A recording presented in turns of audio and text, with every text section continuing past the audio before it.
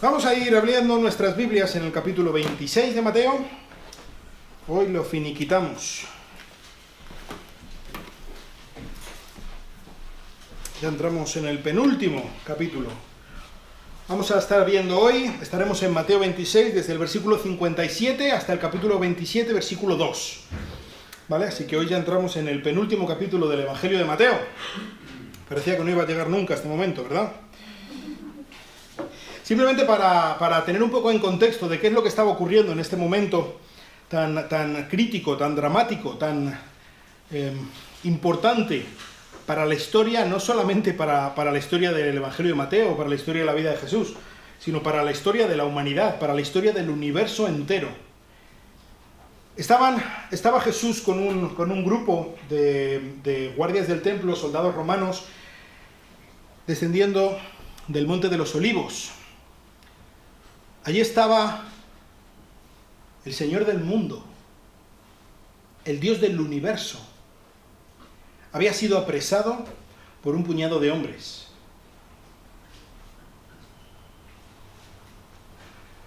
El mismo que sostenía los átomos de la cuerda con la que le estaban atando. Este Jesús, según estaba descendiendo de la prensa del aceite de Getsemaní, había sido apresado, iba bajando hacia Jerusalén a patadas por unas personas al mismo tiempo que estaba haciendo que sus corazones siguieran bombeando sangre. El mismo creador de las galaxias estaba dando aire para que llenaran sus pulmones las personas que le llevaban preso. Esto es lo que estaba ocurriendo en este momento. Simplemente para que tengamos un poco el contexto de la situación. Jesús no era preso de nadie. A Jesús no le obligaban a ir a ningún sitio. Jesús iba porque quería. A Jesús nadie le mandaba nada excepto su Padre. Capítulo 26, versículo 57. Y los que prendieron a Jesús le llevaron ante el sumo sacerdote Caifás, donde estaban reunidos los escribas y los ancianos. Pedro le fue siguiendo de lejos hasta el patio del sumo sacerdote, y entrando se sentó con los alguaciles para ver el fin de todo aquello. Y los principales sacerdotes y todo el concilio procuraban obtener falso testimonio contra Jesús con el fin de darle muerte, y no lo hallaron, a pesar de que se presentaron muchos falsos testigos. Pero más tarde se presentaron dos, que dijeron: este declaró: yo puedo destruir el templo de Dios y en 3 días reedificarlo. Entonces el sumo sacerdote, levantándose, le dijo: ¿no respondes nada? ¿Qué testifican estos contra ti? Mas Jesús callaba. Y el sumo sacerdote le dijo: te conjuro por el Dios viviente, que nos digas si tú eres el Cristo, el Hijo de Dios. Jesús le dijo: tú mismo lo has dicho. Sin embargo, os digo que desde ahora veréis al Hijo del Hombre sentado a la diestra del poder y viniendo sobre las nubes del cielo.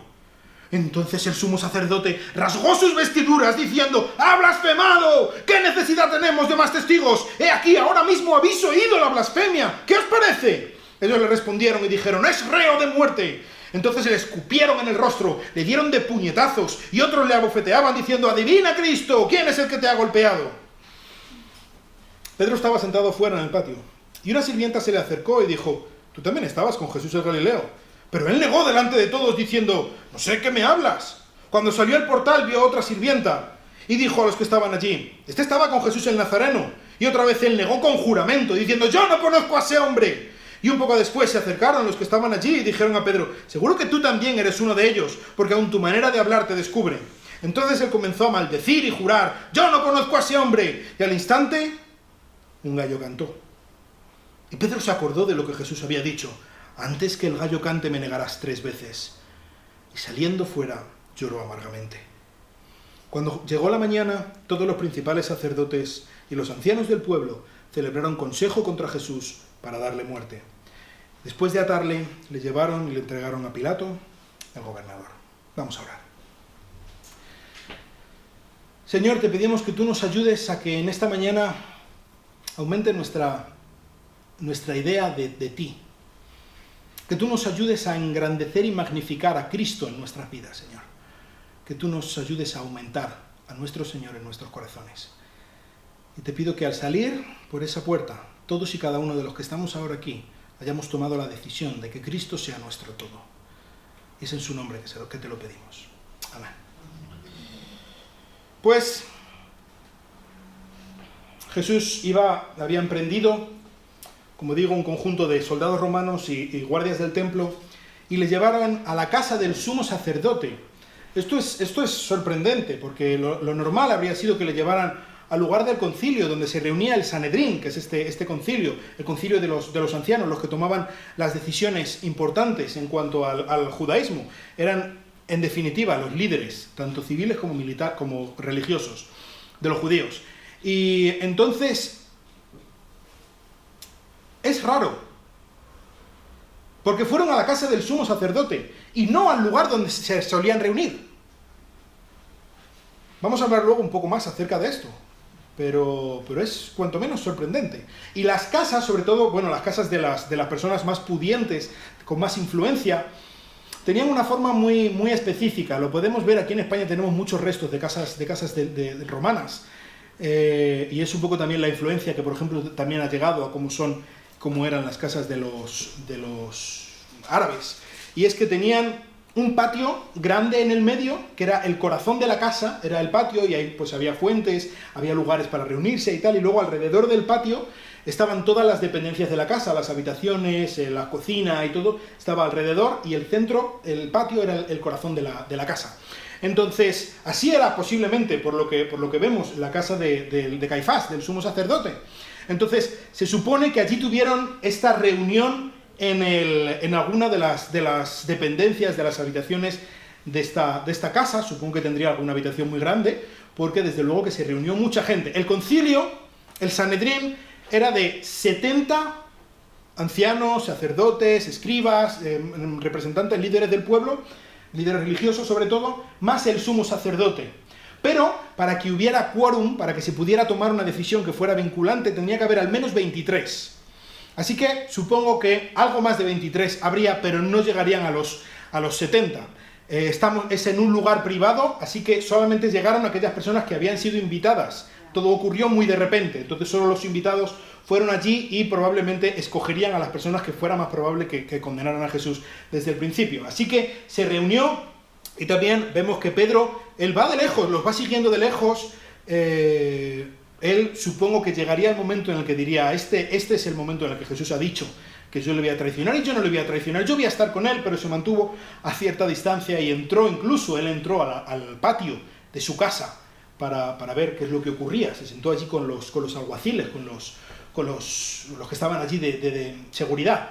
Entonces se reunió este tribunal para condenar a Jesús. Y empezaron a traer a diferentes testigos. Yo supongo que ya los tendrían preparados, ya dirían en el momento que Judas dijo que iba a traicionar, ya empezarían a buscar a ver qué testigos podemos levantar para poder tener una causa en contra de este hombre. Y según iban llegando los testigos, uno decía una cosa, otro decía otra cosa, pero no podían encontrar a dos que dijeran lo mismo en contra de Jesús para condenarle por blasfemia. Aquí dice que eran falsos testigos. Yo creo que ellos no iban buscando a propósito falsos testigos. Ellos estaban convencidos de que Jesús no era el Mesías legítimo. Ellos estaban convencidos de que Jesús era un blasfemo. Así que querían encontrar testimonio y una causa para poder condenarle a muerte, que es lo que ellos querían hacer. Pero al fin encontraron a dos que dijeron lo mismo. Y desde luego que eran dos que lo habían escuchado hacía mucho tiempo. Esto que dice en el versículo 61... Este declaró, yo puedo destruir el templo de Dios y en 3 días reedificarlo. Esto Jesús lo dijo al principio de su ministerio. Esto lo encontramos en el Evangelio de Juan, en el capítulo 2, versículo 19. Hacía 3 años ya que Jesús había dicho esas palabras. Así que no eran exactamente las palabras que ellos decían, pero era algo parecido. Desde luego habían escuchado aquello que Jesús dijo. Así que, aquí está. Según la ley, hacían falta 2 testigos para poder condenar a alguien, y aquí los tenían, 2 testigos. No bastaba con el testimonio de uno, sino de dos que concordaran para poder condenar a Jesús. Y aquí lo tenían, y el sumo sacerdote Caifás fue donde Jesús y le dijo: ¿has escuchado este testimonio en tu contra? ¿Qué dices? Y Jesús no dijo nada. ¿Por qué no dijo nada Jesús? Es curioso en todos y cada uno de los juicios de Jesús, que Jesús no dice nada. Solamente en el caso que vamos a ver después.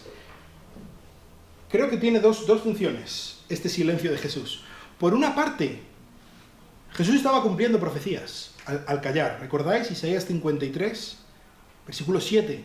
Como cordero delante de sus trasquiladores, enmudeció y no abrió su boca. Pero también hay otra razón, yo creo, y es que Jesús estaba condenando a sus jueces.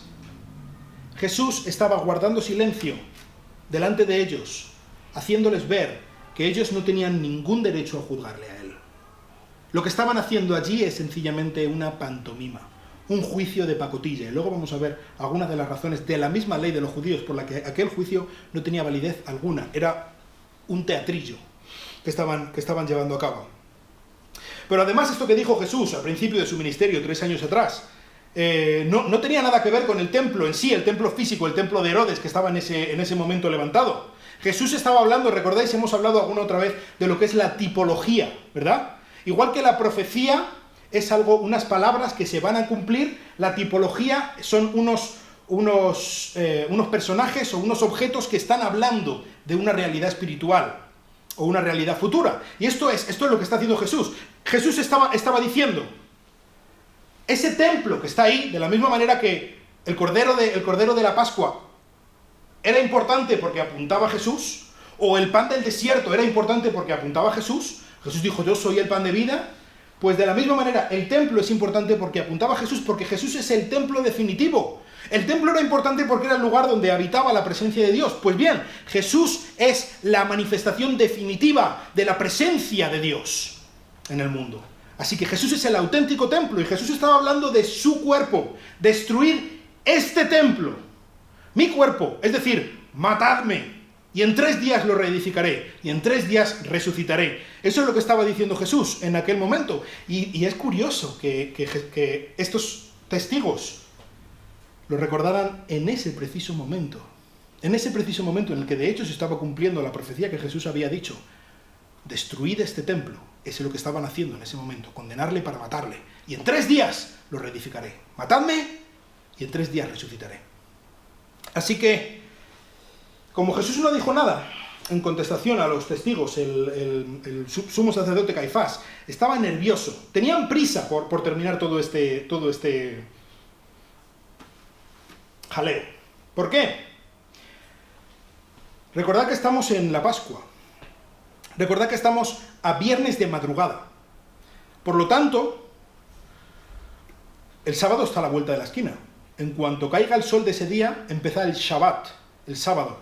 Y todo se complica enormemente para los judíos. Mucho más para condenar a alguien a muerte, mucho más para matar a alguien.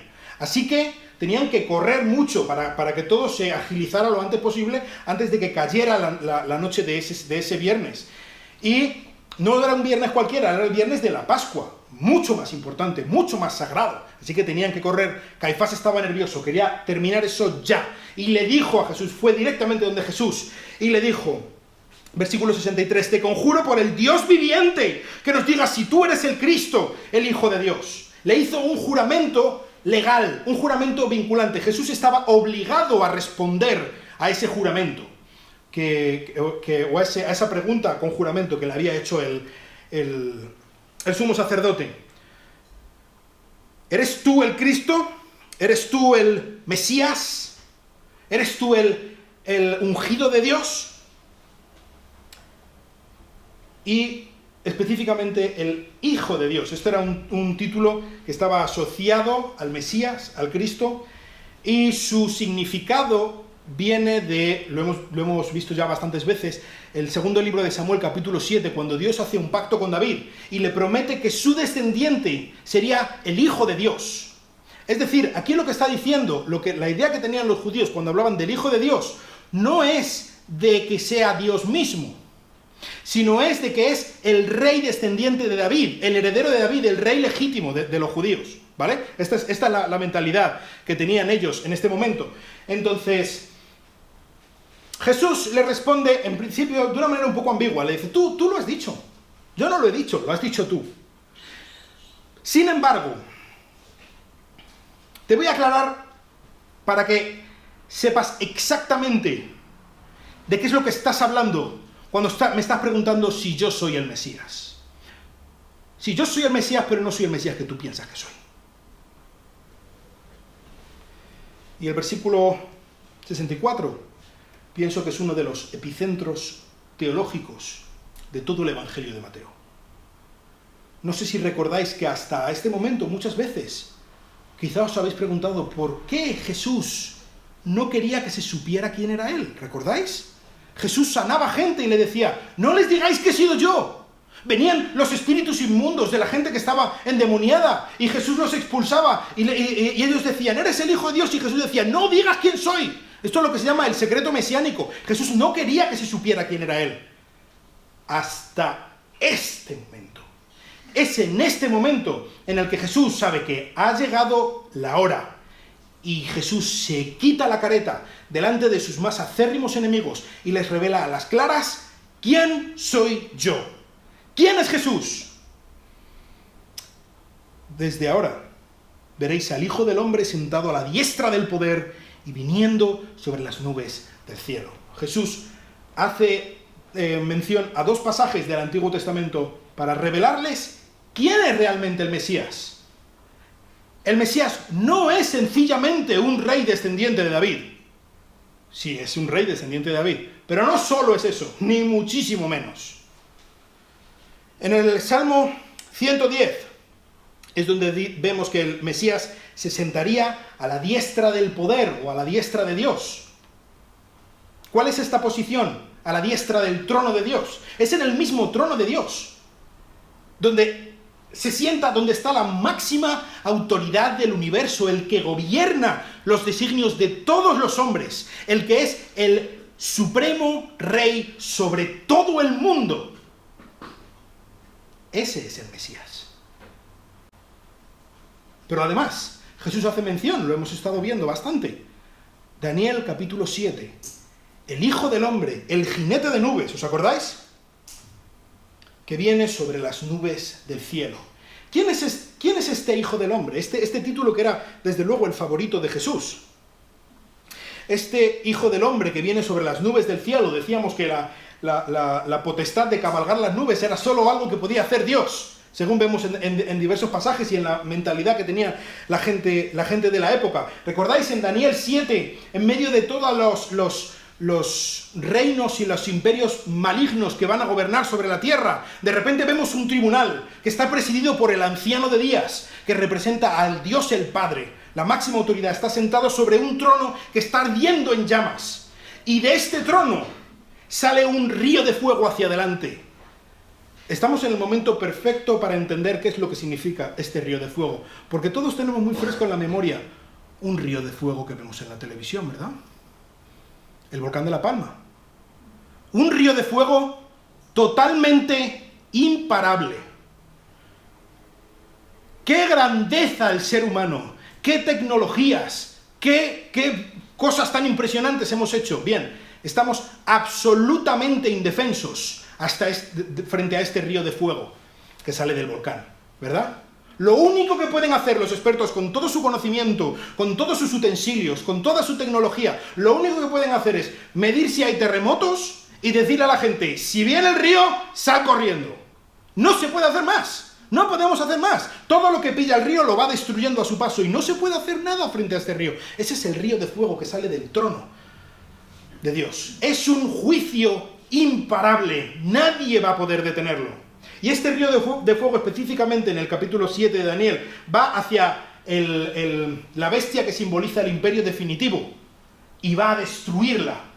No hay un gobierno, no hay una fuerza, no hay un tribunal que vaya a poder resistir al juicio imparable del anciano de días, del Dios de dioses. Y este juicio lo va a imponer por medio del Hijo del Hombre. Jesús es el juez supremo. En este momento, Él es el juez que está frente a un tribunal, le están condenando a él. Un tribunal de pacotilla, en un juicio de pacotilla. Pero el rey, el Dios, el juez supremo, él sí va a juzgar. Él sí va a condenar. Y su juicio nadie va a poder detenerlo. Entonces veis cómo se está presentando Jesús. Jesús les está diciendo, sí, yo soy el Mesías, sí, tú lo dices. Pero yo no soy el Mesías que tú piensas que soy. Yo no soy sencillamente un revolucionario humano que quiere derrocar a los romanos y mandarlos a freír espárragos. No, yo no soy sencillamente un buen líder al que la gente va a seguir y voy a llevar a la gloria a Israel. No, yo soy el juez del mundo. Es decir, tribunalcito. Me podréis condenar a muerte, lo vais a hacer. Pero que sepáis que vais a tener que responder ante mí. Y que sepáis que mi juicio va a ser imparable. Y todo esto quiero decíroslo antes de que me condenéis, solamente porque sepáis lo que estáis haciendo. Y entonces el sumo sacerdote dice que se rasgó sus vestiduras. Esto es un gesto que solían hacer los judíos, normalmente en señal de duelo, en señal de luto, cuando se moría algún familiar, ocurría alguna tragedia o algo así. También vemos algunos testimonios, por ejemplo, en los escritos de los rabinos, en el Talmud, en la Mishnah, que se rompen las vestiduras en señal de indignación ante una blasfemia. Pero lo que hizo aquí el sumo sacerdote es una hipocresía innecesaria. Lo que hizo es una tontería. Porque para empezar, él tenía prohibido rasgarse las vestiduras. En el capítulo 21 de Levítico, versículo 11, queda terminantemente prohibido que el sumo sacerdote, que un sacerdote en sí, de hecho, se rasgase las vestiduras. Pero él quería escenificar su indignación, que lo que había ocurrido allí era algo terrible, y les dijo, no tenemos necesidad de más testigos, él mismo ha testificado en su contra. ¿Qué decís los demás? ¿Y sabes una cosa? Caifás tenía toda la razón del mundo. No había necesidad de ningún testigo más. Jesús mismo se había puesto en el disparadero. Y ahora los miembros del concilio tenían una decisión. Lo que decía Caifás era absolutamente cierto.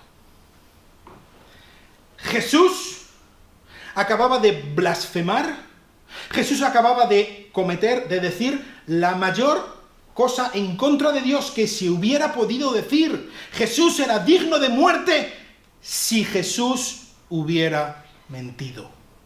Si Jesús no es el Hijo del Hombre, si Jesús no es Dios mismo, si Jesús no es el que viene a implantar el juicio de Dios en la tierra, si Jesús no es el que se sienta a la diestra del poder de Dios, si Jesús no es Dios, entonces Jesús es el peor blasfemo, Jesús es el peor mentiroso, es el peor lunático, Jesús es la peor persona, el mayor demonio que jamás haya hollado esta tierra.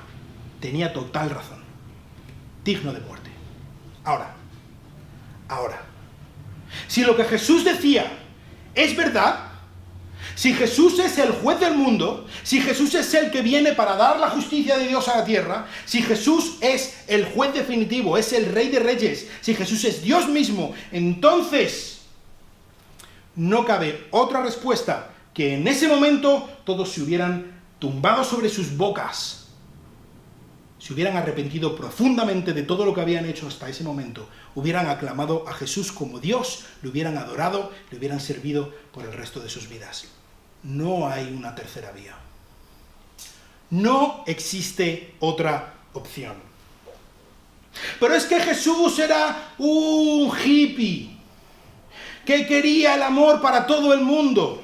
Pero es que Jesús era un buen maestro que dio buenas lecciones para que todos viviéramos en la hermandad del ser humano y que las buenas personas pudiéramos amarnos unos a otros y que este mundo pudiera ser un mundo feliz. Mentira, cochina, podrida. No hay una tercera opción. Jesús se molestó, fue muy explícito, fue muy claro para cerrar cualquier otra puerta. O Jesús es el mayor demonio de este mundo, o Jesús es digno de nuestro desprecio y de que le escupamos en la cara como va a ocurrir en este momento, o Jesús no es nada, o Jesús es el Dios de dioses, Jesús es el gran Señor, es digno de toda nuestra vida.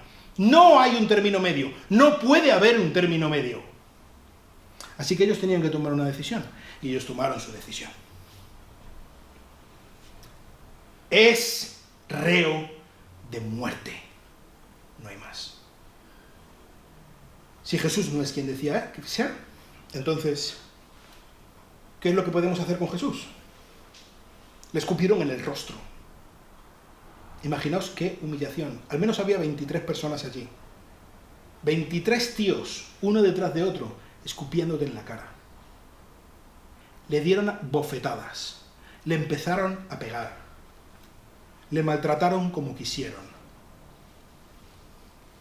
Y encima se reían de él, diciendo, adivina, ¿quién ha sido? Profetiza, ¿quién ha sido el que te ha pegado?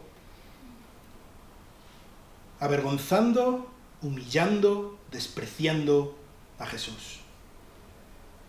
Así fue el juicio de Jesús. Pero había otra persona que también estaba pasando por un juicio, por una prueba en ese mismo momento, en ese mismo lugar.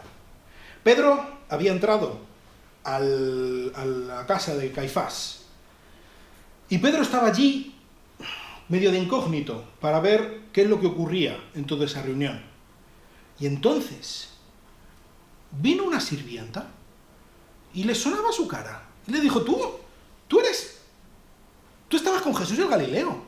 Te vi el otro día con él. Y Jesús le dijo, y Pedro le dijo, no, yo no conozco a este hombre. No sé de qué me hablas, más específicamente, versículo 70. No sé de qué me hablas, no. Entonces salió al portal y allí vio otra sirvienta. Estaba allí en el portal, afuera del patio, ya había salido de la casa.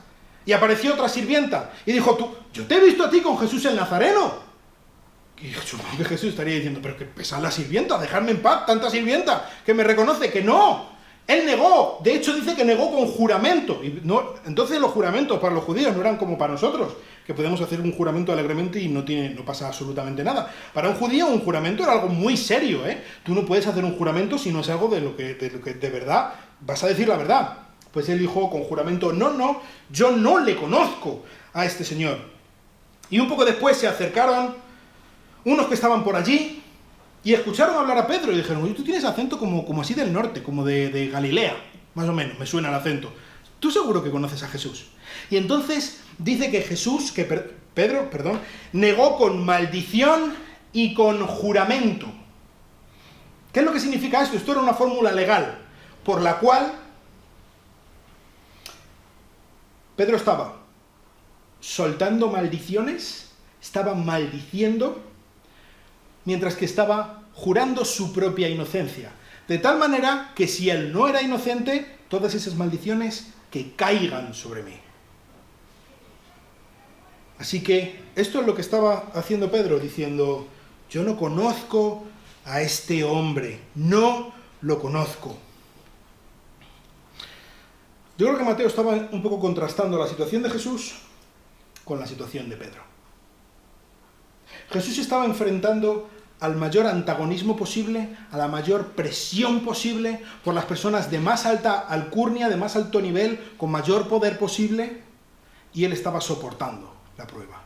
Mientras que Pedro se estaba enfrentando con sirvientas. Sumo sacerdote Caifás, sirvientas, que no estaban yendo a por él específicamente, simplemente pues le había parecido que era uno y le dijo, y él estaba negando y con juramento. Y además Jesús, él juró, él respondió a la conjura que le hizo el sumo sacerdote, te conjuro por el Dios Altísimo.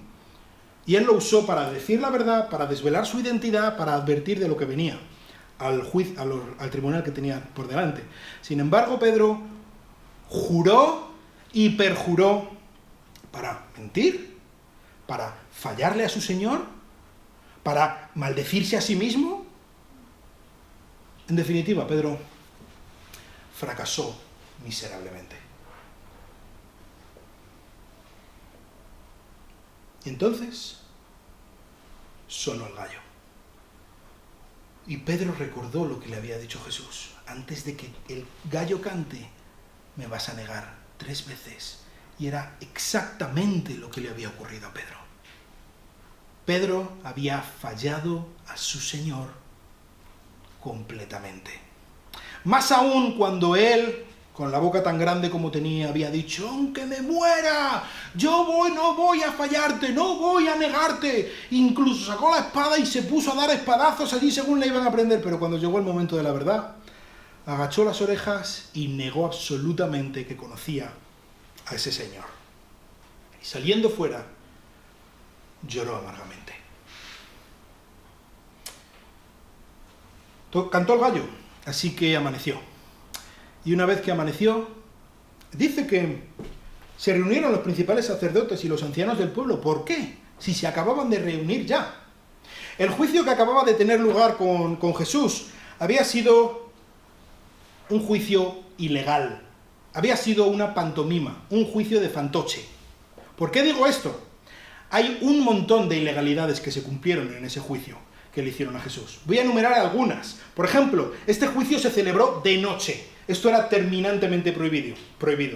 El tribunal, el concilio, el Sanedrín, se tenía que reunir de día para que no fuera algo tipo una conjura, que no se tomaran decisiones a espaldas unos de otros, que no hubiera traiciones y cosas por el estilo. Tenía que ser de día, tenía que ser en un día que no fuera festivo, precisamente por lo mismo, para que la gente no estuviera en otras cosas entretenidos, mientras que se tomaban decisiones a espaldas de unos ancianos, a espaldas de otros.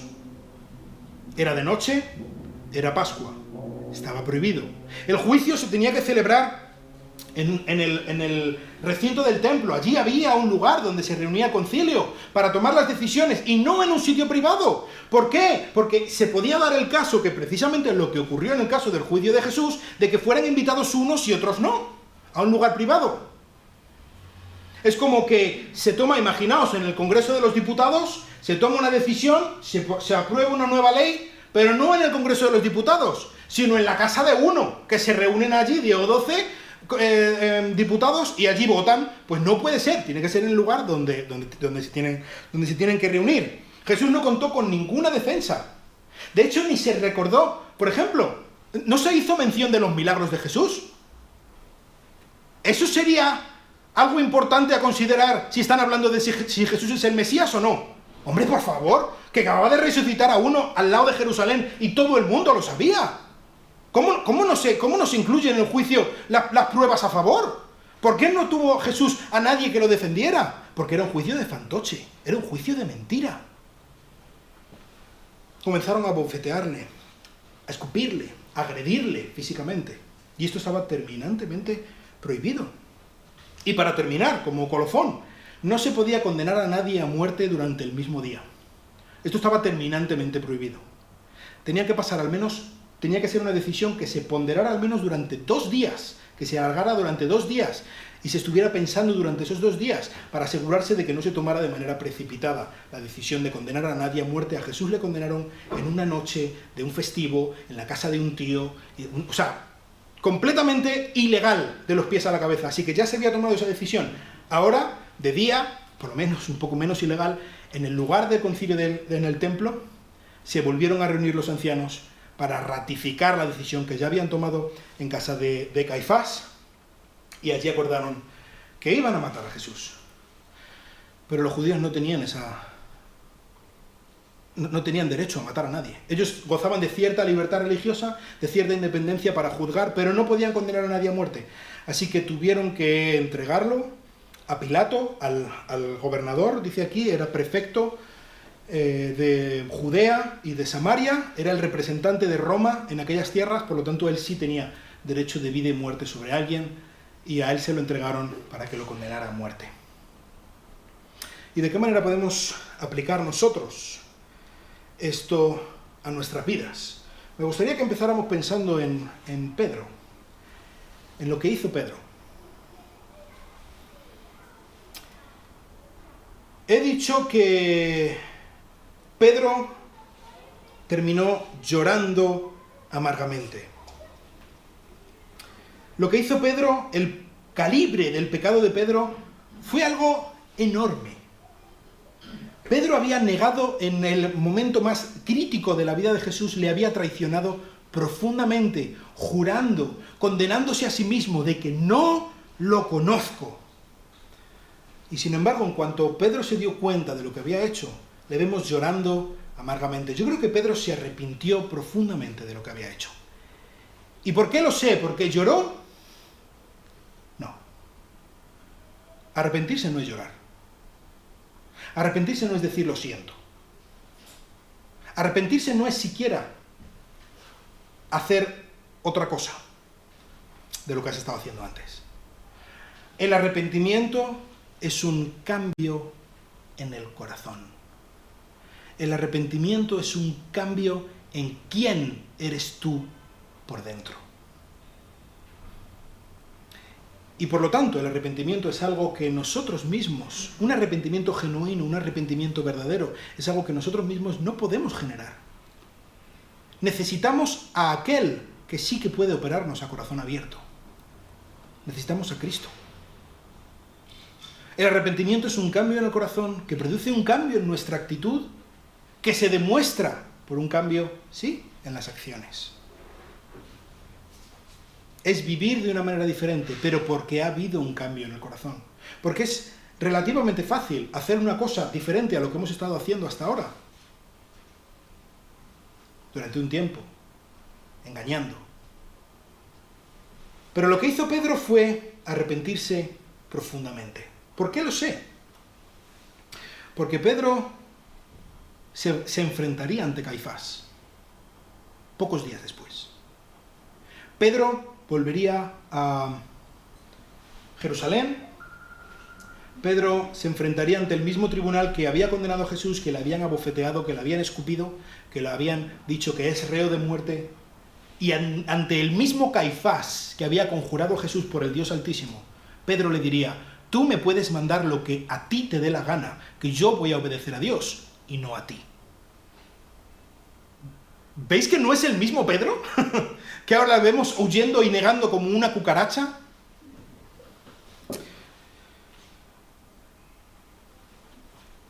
El ejemplo de Pedro creo que es uno de los mayores ejemplos de que hay perdón, hay misericordia, hay nuevas oportunidades en Cristo. A veces la Iglesia, muchas veces parecemos más un martillo de la justicia que unos representantes de la misericordia y la gracia de Dios.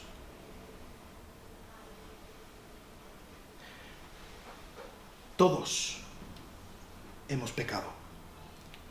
Todos, por nuestro pecado, hemos sido destituidos de la gloria de Dios. Pero es Cristo, en su misericordia, el que ha muerto por nosotros para salvarnos de nuestros pecados. ¿Qué quiere decir esto en cuanto a nosotros?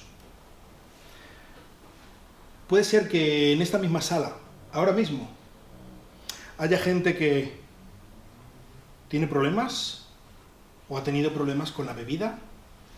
Puede ser que en esta sala tengamos personas que han sido adúlteras, personas que han mentido, tienen problemas con la mentira.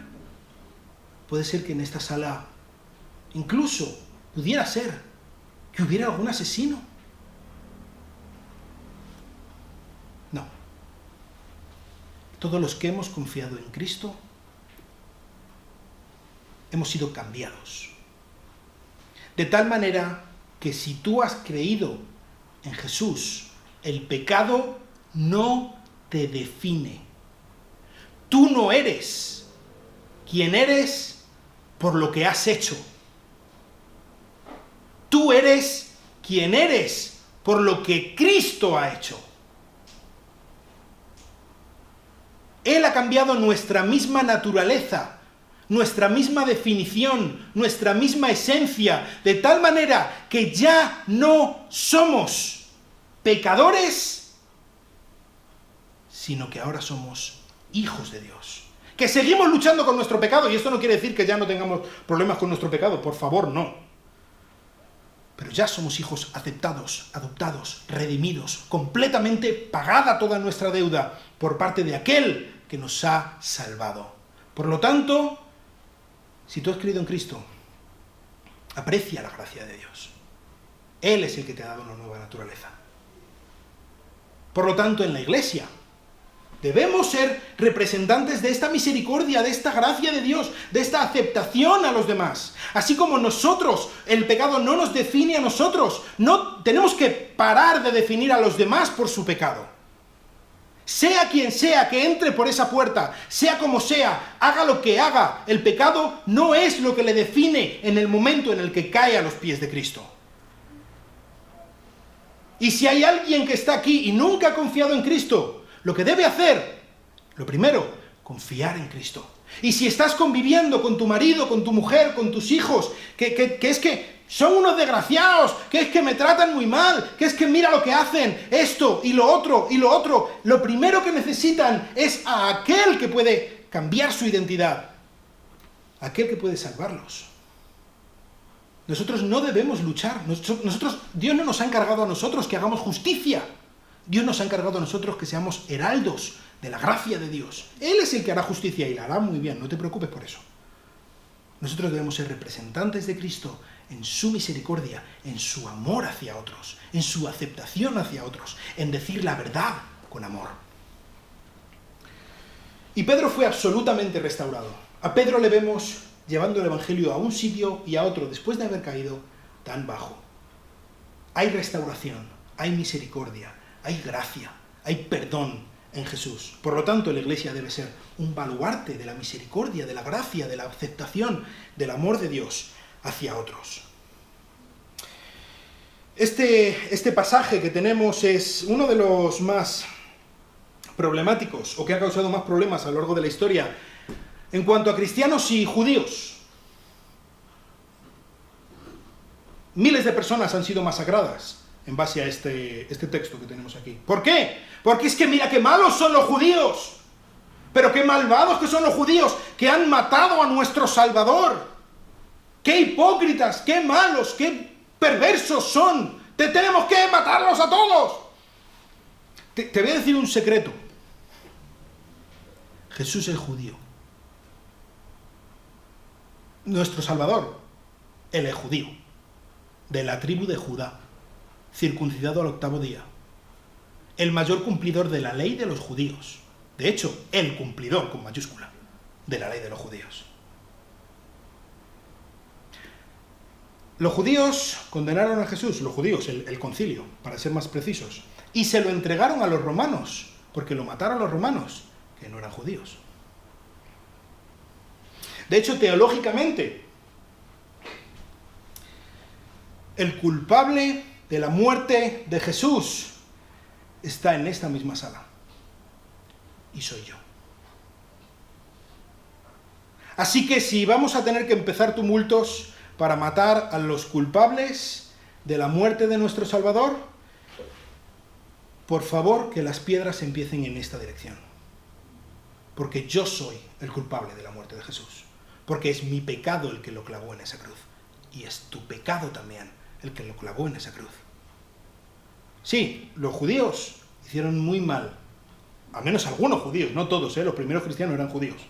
Pero la nación judía, y lo hizo muy mal. Y pagaron sus consecuencias, Dios los juzgó unos años más tarde. Los ancianos, este concilio tuvo una decisión en sus manos. Y esa misma decisión la tenemos nosotros hoy en día.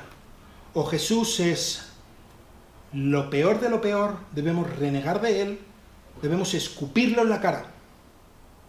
O Jesús es Dios mismo, y la única reacción lógica ante Dios, ante el Salvador, ante el Señor, el Creador, el Redentor, es caer postrados delante de Él, reconocerlo como nuestro Dios, como nuestro Señor, como el juez del mundo, el Salvador. Adorarlo y servirlo por el resto de nuestros días. No hay otra opción. Jesús no es un Dios de domingos. Jesús no es un Dios de por la mañana un ratito. Jesús no es un Dios que venga a reclamar un cachito de tu vida. Jesús no se conforma con unas migajas. O Jesús es todo para ti, o Jesús no es nada. No hay otra opción. O Jesús es al que le entregas todos tus pensamientos, todas tus decisiones, todo tu dinero, todo tu tiempo, todo lo que tú eres. O Jesús es alguien que no merece ni un céntimo, ni un segundo. Y la mayoría del tiempo estamos en este periodo gris, ¿verdad? Que Jesús sí, pero no. Sí, Jesús es Dios y Jesús es importante en mi vida, pero también está esto y esto y esto y esto y esto y esto que es importante en mi vida y que por lo tanto vamos a ver cómo nos organizamos. Jesús no vino para ser una más en nuestras prioridades. Jesús vino para ser nuestro todo. Esto no quiere decir que tengamos que abandonar nuestra familia o dar todo nuestro dinero a una ONG o ninguna cosa por el estilo. No estoy diciendo eso. Pero sí estoy diciendo que el tiempo que pasamos con nuestra familia, el empleo de nuestro dinero, el empleo de nuestros pensamientos, incluso nuestro trabajo, debe ser una manera de glorificar a Jesús, de servir a Jesús. Que la relación que tienes con tu vecino, con tu vecina, la relación que tienes con tu marido, con tu mujer, debe ser una reacción de alabanza, de adoración al Dios que ha venido a salvarnos. Y si Él es el Señor, entonces en cualquier situación podemos agarrarnos a Él. Él está a nuestro lado. Si Él es nuestro Dios, no hay una situación tan difícil que Él no pueda resolver. Así que, si tú has confiado en Cristo como tu Salvador, debemos recordar y debemos tomar la decisión consciente de que vamos a vivir como que tenemos un Rey, como que tenemos un Dios, que ese Dios es Cristo y que somos suyos. Y si tú no has confiado en Cristo como tu Salvador, que sepas que no hay medias tintas, no existe tal cosa como creer un poquito en Jesús. O confiamos en Él, o no confiamos en Él. O nos rendimos a Él, o no nos rendimos a Él. Porque el destino eterno, no hay ningún término medio entre la gloria eterna y la condenación eterna. Vamos a orar. Señor, te damos muchísimas gracias por este Salvador, este Juez Supremo que vendrá. Te pedimos que tú nos ayudes a ser valientes, de poder acercarnos a Cristo, no como Pedro que fue de lejos, sino poder agarrarnos, abrazarnos a Él en todo momento, poder tener una relación con Él estrecha, que pueda transformarnos, que pueda cambiar la misma esencia de quiénes somos, para poder ser buenos embajadores de tu gracia y tu misericordia hacia otros, Dios. Y te quiero rogar especialmente por cada una de las personas que están aquí, que nunca han confiado en Cristo como su Salvador. Te pido que tú les ayudes a tomar esta decisión, Señor. Es una decisión que debemos tomar en nuestras vidas. Ayúdalos a entender que si no se deciden por Cristo, se están decidiendo por el destino eterno más horroroso que pueda haber. Ayúdanos a entender el momento tan crítico en el que nos encontramos, Señor, la urgencia de esto. Te pido que por tu Espíritu Santo nos ayudes a cada uno de nosotros a confiarle todo a nuestro Señor, a rendirnos completamente a nuestro Dios. Y te lo pido en su precioso nombre. Amén. Que Dios os bendiga.